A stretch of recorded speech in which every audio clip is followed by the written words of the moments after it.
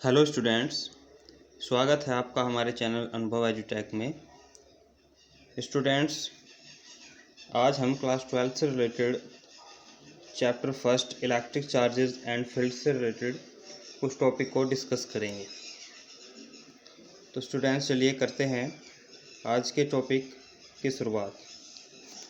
देखिए, जो हम इलेक्ट्रिक चार्जेस एंड फील्ड्स से रिलेटेड शुरुआत कर रहे हैं, वो चार्जेस से रिलेटेड हम स्टार्ट में कुछ बेसिक टॉपिक्स कवर करेंगे। तो जैसे कि ह्यूमन हिस्ट्री में स्टार्ट से ही इलेक्ट्रिक चार्जेस के बारे में डिफरेंट एक्सपेरिमेंट्स होते रहे हैं।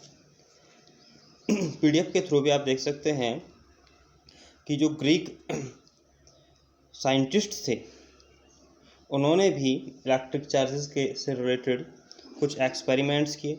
उन्होंने एक एम्बर नामक मटेरियल होता है, उसको वूल के साथ रब किया और फिर देखा कि जो स्ट्रा के छोटे छोटे टुकड़े होते थे, तो एम्बर उनको अपनी तरफ अट्रैक्ट कर लेता था। ठीक है, और उनके ये ऑब्जर्वेशंस या एक्सपेरिमेंट्स ही आगे जा कर के जो इलेक्ट्रिसिटी है, ठीक है, तो इलेक्ट्रिसिटी से रिलेटेड बहुत सारे टॉपिक्स को उन्होंने क्लियर किया। अब जो इलेक्ट्रॉन वर्ड है वो आया है ग्रीक नेम एम्बर के लिए। ठीक है, this is the origin of the word electric charge, electric force, electricity and electrons. ये जितने भी टर्म्स हम यूज़ करते हैं, ये सभी कहाँ से आए हैं? इलेक्ट्रॉन के लिए। और इलेक्ट्रॉन क्या है? एक ग्रीक नेम है फॉर एम्बर का। उसके काफ़ी साल बाद एक दूसरे साइंटिस्ट हुए जिनका नाम था विलियम गिलबर्ट। उन्होंने एक बुक लिखी डी मैग्नेटी, ठीक है, और उन्होंने उसमें जो है इलेक्ट्रिक और मैग्नेटिक इफ़ेक्ट्स जो भी एक्सपीरियंस किए, ऑब्जर्वेशंस के थ्रू, एक्सपेरिमेंट्स के थ्रू, उन सब के बारे में जिक्र किया। और उन्होंने एक नेम इंट्रोड्यूस किया जिसका नाम था इलेक्ट्रिकल, कुछ सब्सटेंसेस के लिए, जैसे कि एम्बर हुआ। आपने कभी एक एक्सपेरिमेंट भी किया होगा कि जब हम किसी स्केल को हेयर्स से रब करते हैं तो स्केल कागज़ के छोटे छोटे पीसेस को अपनी तरफ अट्रैक्ट करने लगती है। तो ऐसा क्यों होता है, इन सब टॉपिक्स के ऊपर ही हम डिस्कस करेंगे। सबसे पहले हम स्टार्ट करते हैं इलेक्ट्रिक चार्ज। इलेक्ट्रिक चार्ज क्या? देखिए, existence of electricity comes to light. जो इलेक्ट्रिसिटी का अस्तित्व आया वो कहाँ से आया? लाइट से आया।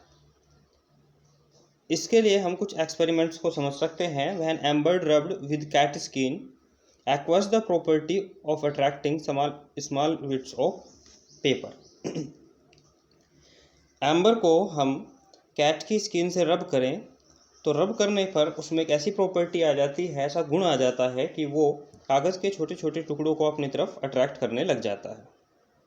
इस तरीके की बॉडीज़ को हम क्या बोलेंगे? Electrified bodies. क्या बोलेंगे? इलेक्ट्रीफाइड बॉडीज़ या फिर चार्ज बॉडीज़। जैसे कि अभी हमने एग्जाम्पल लिया था स्केल के बारे में, तो स्केल को जब हेयर से रब करेंगे और उसके बाद स्केल कागज़ के छोटे टुकड़ों को अपनी तरफ अट्रैक्ट करने लग जाएगी, तो स्केल क्या हो जाएगी? इलेक्ट्रीफाइड हो जाएगी या फिर चार्ज हो जाएगी फॉर ए स्मॉल टाइम। इसके अलावा ऐसा नहीं है कि यहाँ पे एम्बर या फिर कुछ गिने चुने ही सब्सटेंसेस हैं। बहुत सारे ऐसे सब्सटेंसेस हैं जो इस प्रॉपर्टी को शो करते हैं, जैसे कि ग्लास है, सल्फ़र है, एबोनाइट है, रेशिन है, एक्सेट्रा। वे भी इसी प्रॉपर्टी को शो करते हैं। किसी अदर मटेरियल से रब किया और रब करने के बाद फिर अट्रैक्शन की प्रॉपर्टी को शो कर रहे थे। When a glass rod rubbed with silk, वो भी क्या हो जाती है? इलेक्ट्रीफाइड हो जाती है, चार्ज हो जाती है। कोई ग्लास रोड लें और उसको रेशम के कपड़े के साथ, सिल्क के कपड़े के साथ रब करें तो उसके बाद क्या हो जाएगी? वो भी इलेक्ट्रीफाइड हो जाती है। तो the charge that appears on the glass rod is taken as positive. Glass rod के ऊपर जो चार्ज आया उसको हम क्या बोल देते हैं? पॉजिटिव चार्ज बोल देते हैं। किसी भी ऑब्जेक्ट को पॉजिटिव चार्ज और निगेटिवली चार्ज हम कब कहते हैं, इसको हम आगे कवर करेंगे। N ordered motion of electric charges in space is called electric current. तो जब ये पॉजिटिव एंड नेगेटिव चार्जेस, जब इनका मोशन स्टार्ट हो जाता है तो उस मोशन को ही हम क्या कहते हैं? Electric current. The flow of rate of flow of charges is called electric current. लेकिन फिलहाल हम इलेक्ट्रिक करंट से रिलेटेड ज़्यादा बातें नहीं करेंगे, इसको हम नेक्स्ट चैप्टर करंट इलेक्ट्रिसिटी में डीपली पढ़ेंगे। इलेक्ट्रिक चार्ज क्या है? देखिए, हमें पता है कि कोई भी ऑब्जेक्ट एटम से मिलकर बनी होती है और एटम्स में कुछ चार्ज पार्टिकल्स होते हैं, जैसे कि प्रोटॉन्स, इलेक्ट्रॉन्स। तो हर एक इलेक्ट्रॉन्स या प्रोटॉन्स के पास कुछ चार्ज, कुछ वैल्यू होती है, ठीक है। जैसे कि हम बोल देते हैं कि charge of an electron -1.6 multiply 10⁻⁻19 coulomb, ठीक है ना। इस तरीके से जो इलेक्ट्रिक चार्ज है वो किसी भी ऑब्जेक्ट की एक इंट्रिंसिक कैरेक्टरिस्टिक है, एक आंतरिक गुण है उसके फंडामेंटल पार्टिकल्स का। यहाँ पे हमने एक फिगर 1.2 लिया है, जिसमें हमने दिखाया है कि कोई ग्लास रोड है और एक सिल्क क्लॉथ है, और सिल्क क्लॉथ को ग्लास रोड से रब किया, तो रब करने के बाद जो सिल्क क्लॉथ है उसने कुछ चार्ज गेन कर लिया, यानी कि उस पर कुछ चार्ज प्रेजेंट हुआ, जिसको हमने निगेटिव साइन से डिनोट किया हुआ है। यानी हम ऐसा कह सकते हैं कि जो सिल्क क्लॉथ है वो निगेटिवली चार्ज हो गया और जो ग्लास रोड है वो पॉजिटिवली चार्ज हो गई। अब ये सिल्क क्लॉथ निगेटिवली चार्ज कैसे हो गया, इस पर निगेटिव चार्ज कैसे आया, और जो ग्लास रोड थी उस पर पॉजिटिव चार्ज कैसे आया, इनको भी हम आगे समझने वाले हैं। देखिए, ये जो इलेक्ट्रिक चार्जेस हम टॉपिक पढ़ रहे हैं, ये इलेक्ट्रोस्टैटिक्स यूनिट के अंदर आ जाता है। स्टैटिक्स क्या होता है, आपने 11th क्लास में भी पढ़ा होगा। स्टैटिक्स वर्ड यूज़ किया जाता है फिक्स्ड पार्टिकल्स के लिए, जो अपनी पोजीशन पर फिक्स हों, ऐसे पार्टिकल्स के लिए, ऐसे ऑब्जेक्ट्स के लिए जो रेस्ट की पोजीशन में हो। अब यहाँ पे इलेक्ट्रो टर्म्स और जोड़ दिया, ठीक है, यानी इलेक्ट्रो टर्म्स ये कनेक्ट हो रहा है कहीं ना कहीं जा करके चार्जेस से। यानी the branch of physics which deals with electric charges at rest is called electrostatics. Physics की वो ब्रांच जिसमें हम उन इलेक्ट्रिक चार्जेस को स्टडी करेंगे जो कि रेस्ट की पोजीशन में है, जो एक फिक्स्ड प्लेस पर, एक फिक्स्ड पोजीशन पर रहते हुए ही अपने इफेक्ट शो करें। तो फिजिक्स की उस ब्रांच को हम क्या बोलेंगे, इलेक्ट्रोस्टैटिक्स। इसके अलावा एक फिजिक्स की दूसरी ब्रांच भी है, क्योंकि इलेक्ट्रिक चार्ज मोशन में भी हो सकते हैं। तो जब इलेक्ट्रिक चार्जेस मोशन में होते हुए अपने इफेक्ट शो करते हैं, तो तब फिजिक्स की उस ब्रांच को जहां हम इलेक्ट्रिक चार्जेस को मोशन में रहते हुए उनको डील करते हैं, तो उसे हम कहेंगे इलेक्ट्रोडायनेमिक्स। ये डायनेमिक्स टर्म ही यूज़ किया गया है जब पार्टिकल्स, ऑब्जेक्ट या बॉडीज मोशन में हो। सो यहाँ हमने एक टर्म यूज़ किया था स्टार्ट में, चार्ज या फिर इलेक्ट्रीफाइड हो जाना। तो when a body has deficiency or excess of electrons from the normal due to sharing, it is said to be charge और इलेक्ट्रीफाइड। देखिए, किसी ऑब्जेक्ट को चार्ज या इलेक्ट्रीफाइड हम कब कहेंगे, जब किसी ऑब्जेक्ट के पास इलेक्ट्रॉन्स ज़्यादा हो या इलेक्ट्रॉन्स की कमी हो जाए शेयरिंग की वजह से। इसके लिए हम एग्जांपल लेते हैं NaCl का। देखिए, जो NaCl है उसके आउटर मोस्ट सेल में कितने इलेक्ट्रॉन होता है, 1 इलेक्ट्रॉन होता है, और क्लोरीन को वो 1 इलेक्ट्रॉन शेयर कर सकता है। तो इससे क्या होता है, Na+ आयन बन जाता है। क्योंकि उसने 1 इलेक्ट्रॉन शेयर कर दिया है, इसलिए 1 इलेक्ट्रॉन के इक्वल जो चार्ज होता है वो सोडियम जो एटम है वहाँ पे इंक्रीज हो जाता है। ओके, इसके अलावा Cl पर नेगेटिव साइन हम लिखते हैं। क्यों? क्योंकि वहाँ पे 1 इलेक्ट्रॉन के चार्ज के इक्वल जो चार्ज मैग्नीट्यूड है इलेक्ट्रॉन के चार्ज का, वो बढ़ जाता है। तो चार्ज ऑफ एन इलेक्ट्रॉन, ये आप जानते भी होंगे, -1.6 × 10⁻⁻19 कूलम होता है, और प्रोटॉन का जो चार्ज है वो +1.6 × 10⁻⁻19 कूलम होता है। चार्ज, इलेक्ट्रॉन के चार्ज को हम बेसिक चार्ज भी बोलते हैं। इसके बाद चार्जेस को 2 टाइप्स बताए गए हैं चार्जेस के, positive charge and negative charge. ठीक है, समझने का सीधा सीधा तरीका है, जहां इलेक्ट्रॉनों की कमी हो जाए, नेगेटिव चार्ज की कमी हो जाए, तो ऐसी बॉडी पर जहां नेगेटिव चार्ज की कमी हो जाए, डिक्रीज हो जाए, तो उस ऑब्जेक्ट पर, उस बॉडी पर कैसा चार्ज प्रेजेंट होगा? पॉजिटिव चार्ज प्रेजेंट होगा। उस ऑब्जेक्ट को हम क्या बोलेंगे? पॉजिटिवली चार्ज ऑब्जेक्ट बोलेंगे। जहां निगेटिव चार्ज की वैल्यू ज़्यादा हो जाए, ठीक है, यानी निगेटिव चार्ज इंक्रीज हो जाए, उसको हम क्या बोलेंगे? निगेटिवली चार्ज बोलेंगे। अब निगेटिव चार्ज इंक्रीज कहाँ होगा? जहाँ इलेक्ट्रॉन्स ज़्यादा होंगे, ठीक है, जहाँ पे number of electrons is greater than हो नंबर ऑफ प्रोटॉन्स, तो वो ऑब्जेक्ट क्या होगी? निगेटिवली चार्ज होगी। और जहाँ number of protons is greater than हो नंबर ऑफ इलेक्ट्रॉन्स, वो क्या है? पॉजिटिवली चार्ज होगी।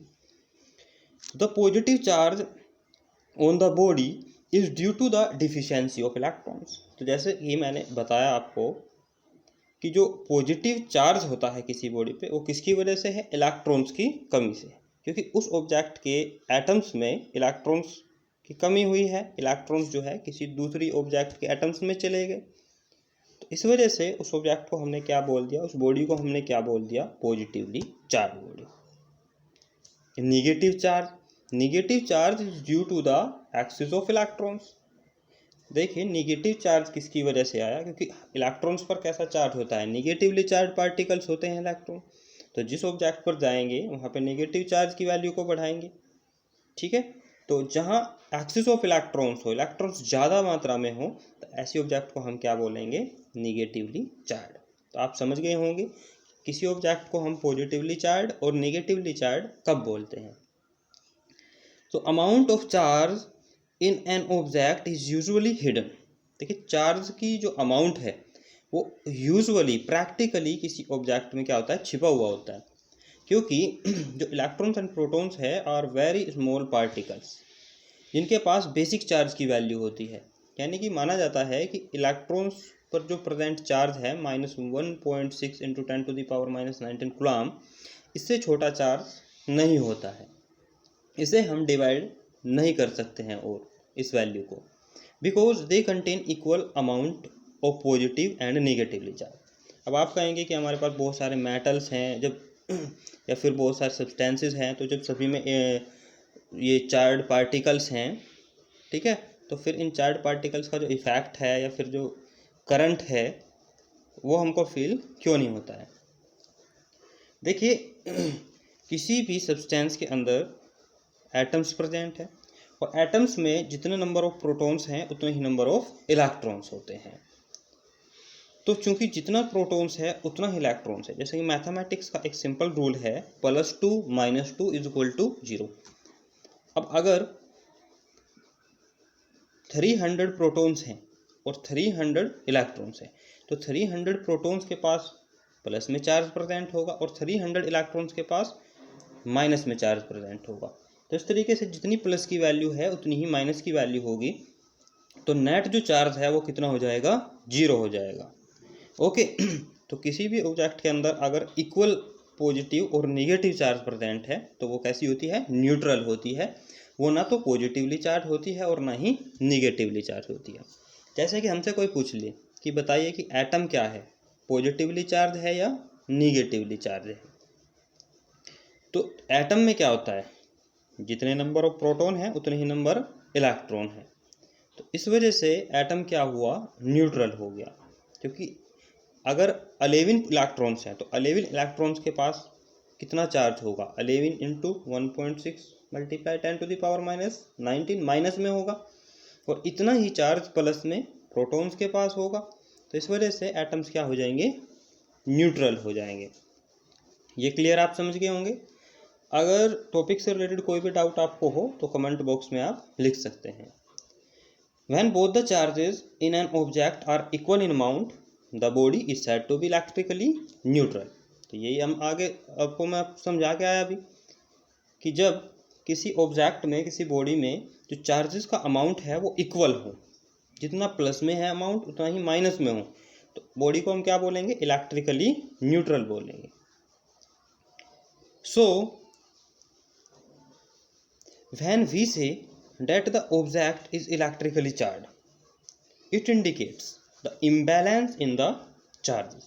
जब भी हम किसी ऑब्जेक्ट को बोलेंगे कि वो इलेक्ट्रिकली चार्ज है, कि निगेटिवली चार्ज है या फिर पॉजिटिवली चार्ज है। तो ये चीज़ शो करता है, ये चीज़ प्रदर्शित करता है एक असंतुलन चार्जेज में, कि अगर कोई ऑब्जेक्ट पॉजिटिवली चार्ज है तो वहाँ इसका मतलब डिफिशियंसी ऑफ इलेक्ट्रॉन्स है, इलेक्ट्रॉन्स की कमी है। और अगर कोई ऑब्जेक्ट निगेटिवली चार्ज है तो इसका मतलब वहाँ पे डिफिशियंसी ऑफ प्रोटॉन्स हम बोल सकते हैं, या निगेटिवली चार्ज है तो हम ऐसा बोल सकते हैं कि वहाँ पे एक्सेस ऑफ इलेक्ट्रॉन्स है, इलेक्ट्रॉन्स ज़्यादा है।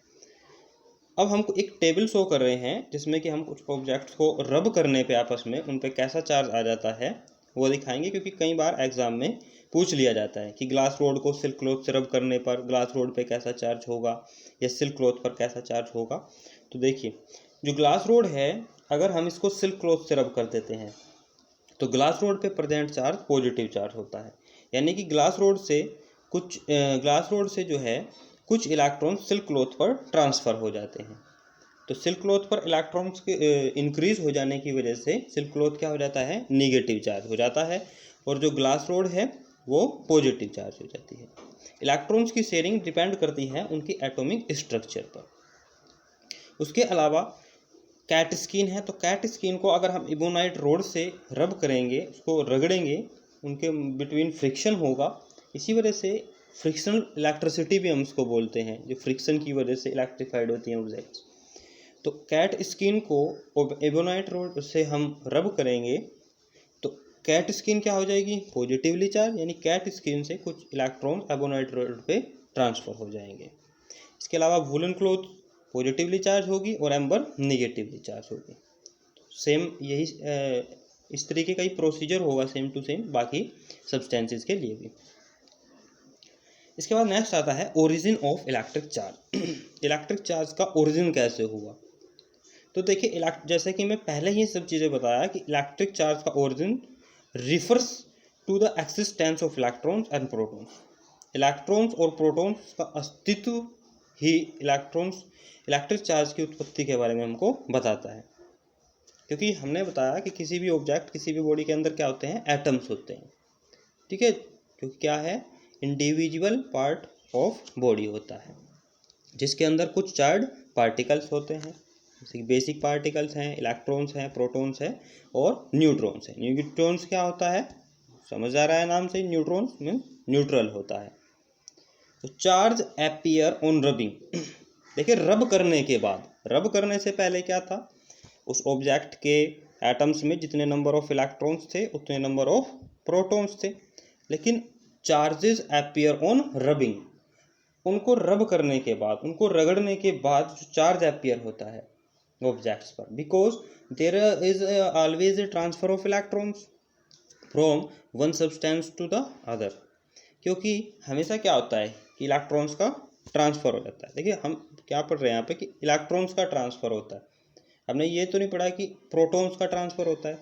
प्रोटॉन्स का ट्रांसफ़र हमने इस वजह से नहीं पढ़ा क्योंकि प्रोटॉन्स क्या होते हैं, न्यूक्लियस के अंदर होते हैं, और न्यूक्लियस के अंदर स्ट्रॉन्ग न्यूक्लियर फोर्स होती है जो कि इलेक्ट्रोस्टैटिक फोर्स से बहुत ज़्यादा स्ट्रॉन्ग होती है, वेरी वेरी स्ट्रॉन्ग होती है।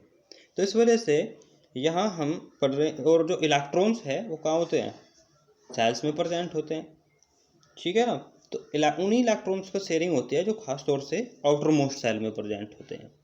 इन सब चीज़ों को भी हम आगे धीरे धीरे डीपली कवर करेंगे। तो there is always a transfer of electrons from one substance to the other. एक सब्सटेंस से, एक बॉडी से, एक ऑब्जेक्ट से दूसरे ऑब्जेक्ट पे क्या हो जाता है, इलेक्ट्रॉन्स का ट्रांसफर हो जाता है when they are rubbed against each other. लेकिन कंडीशन क्या है, हमने पहले ही बोला कि एक दूसरे पे रब होने चाहिए, एक दूसरे से रगड़े जाने चाहिए दोनों object. If a glass rod is rubbed with A silk cloth, अगर ग्लास रोड को एक सिल्क क्लॉथ से हम रब्ड करेंगे तो होगा क्या, तो electrons get transferred, electron transfer हो जाएंगे from rod to the silk cloth पर। और इस तरीके से होगा क्या कि जो silk, there is an excess of electrons in silk and equal storage of electrons in the glass rod. तो ग्लास रोड क्या कर लेगी, पॉजिटिवली चार्ज, क्योंकि ग्लास रोड से क्या हुआ है, कुछ इलेक्ट्रॉन्स बाहर निकल गए, ठीक है, ग्लास रोड के एटम से कुछ इलेक्ट्रॉन बाहर निकल गए, तो वहाँ से निगेटिव चार्ज बाहर निकला, तो इस वजह से पॉजिटिव चार्ज की वैल्यू बढ़ जाएगी। तो due to loss of electrons, ठीक है। And the silk cloth becomes negatively charge, और सिल्क क्लॉथ क्या हो जाता है, निगेटिवली चार्ज हो जाता है। क्यों? क्योंकि उसके एटम्स में इलेक्ट्रॉन्स जो है ऐड हो जाता है, तो वहाँ पे निगेटिव चार्ज की जो वैल्यू है सिल्क क्लॉथ में वो बढ़ जाती है। तो आशा करता हूँ कि आपको अच्छी तरीके से क्लियरली इलेक्ट्रिक चार्ज के बारे में समझ आया होगा। नेक्स्ट वीडियो में हम इलेक्ट्रिक चार्जेस के क्या कैरेक्टरिस्टिक्स होते हैं इनको पढ़ेंगे। वीडियो से रिलेटेड अगर आपको कोई डाउट रहा हो तो मैं फिर से कहता हूँ कमेंट बॉक्स में आप लिख सकते हैं। तो आज के लिए इतना ही। Thank you very much.